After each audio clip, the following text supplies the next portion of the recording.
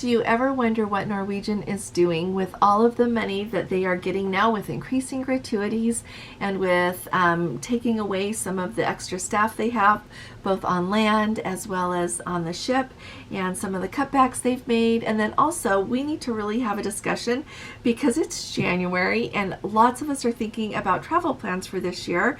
And so I've got a few thoughts for you and would like to get your input. So let's go ahead and get started.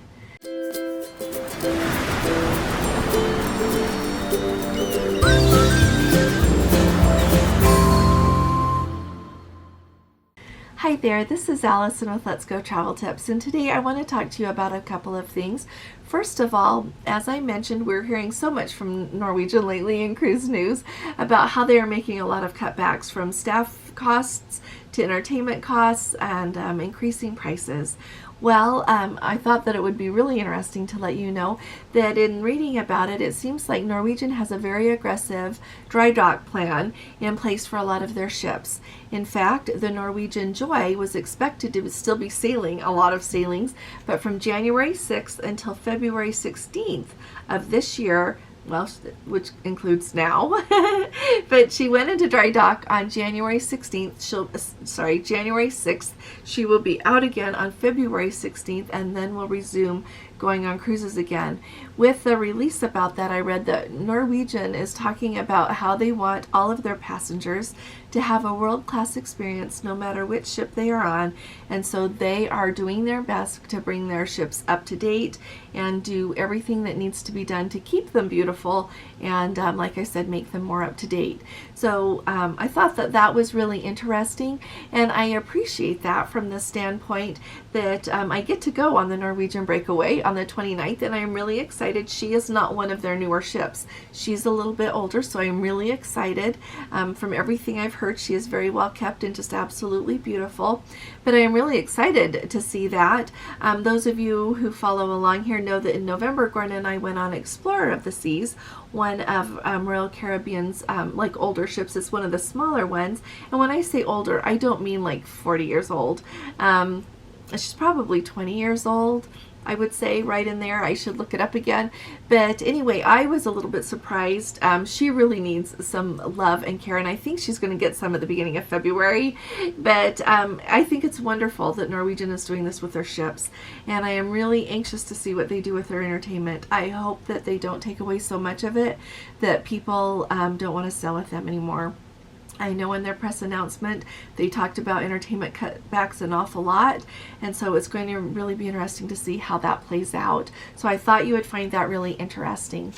Now, to go along with that, I have got a comment, and it was from someone that gave it to us a few days ago, and I have thought about it a lot and really kind of what I think about it.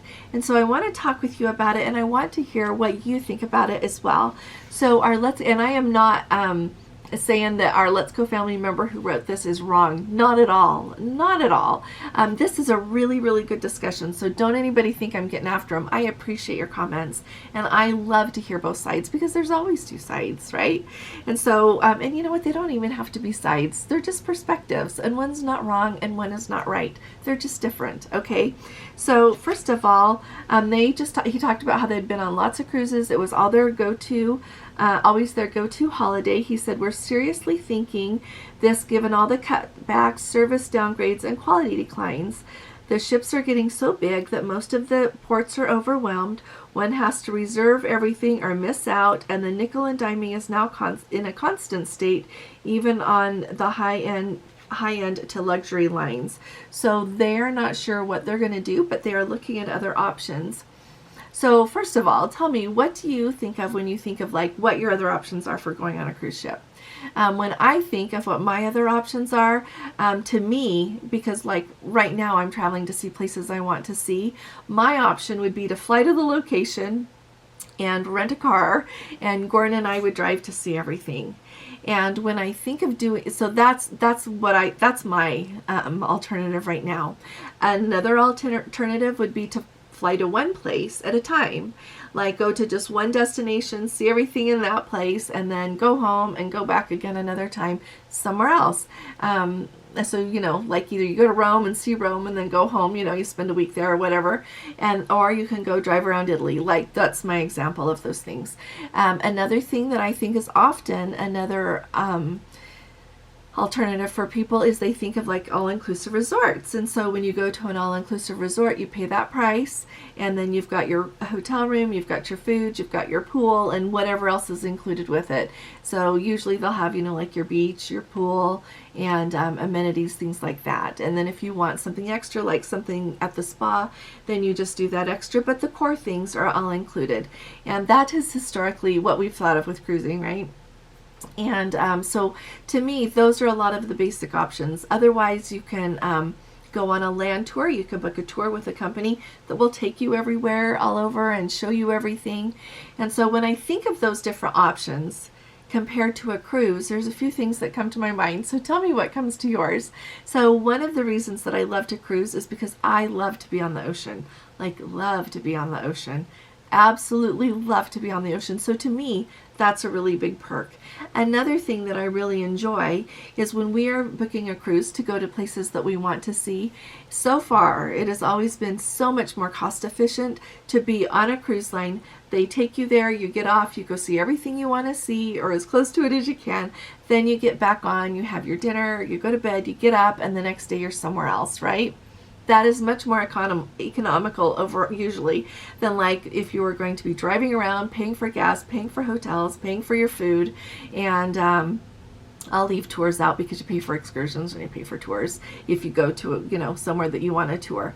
But otherwise, so to me, it's more cost effective really to be on a cruise ship. The other thing that I think is really different is when I travel around on land, and Gordon and I have done that, I don't meet people the way I meet people on a cruise ship, right? It's just not part of that social thing quite so much, and we really enjoy getting to meet new people. Then the other thing that I wanted to comment about with that is you think of just flying to one place and seeing one thing, and clearly that doesn't even compare to going on a cruise because you get to see so many places while you were on the cruise ship. And the other thing is if you drive around and you go from place to place to place, you spend so much time in your car driving that you get to the place, you see what you want to see, you eat food, and then you go to your hotel and get up and do it again the next day. You don't have time to like go get a massage if you want one usually. You don't have time to do, go to see a show every evening if you would like to, the things you can do on a cruise line.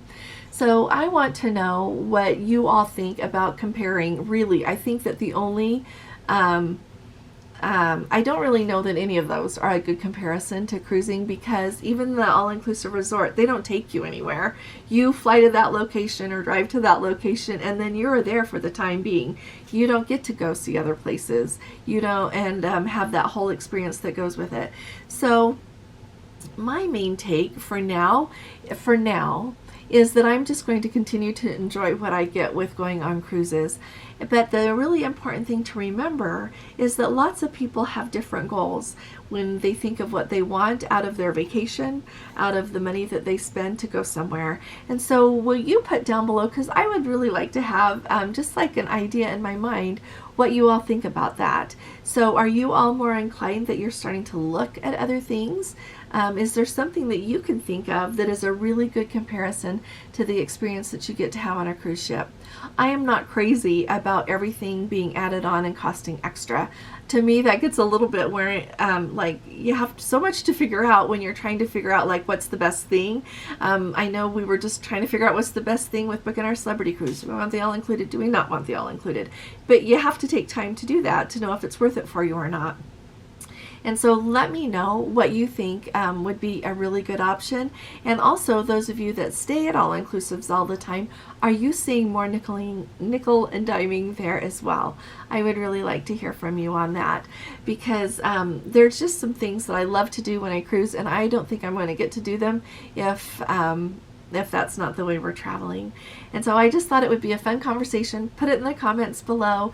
If you haven't subscribed, please do. We really need you with us. And if you have not joined us over on our Facebook group, come and join us. We have a remarkable community there. People post beautiful pictures, they ask questions, they answer questions, they share experiences. It is a magnificent place to be, and we'd love to have you if you do Facebook, so come and join us. And if you appreciate these updates, would you please give this video a thumbs up, because that helps us out. I'll be talking to you all again really soon. You all take really good care. God bless you. Love you. Bye-bye.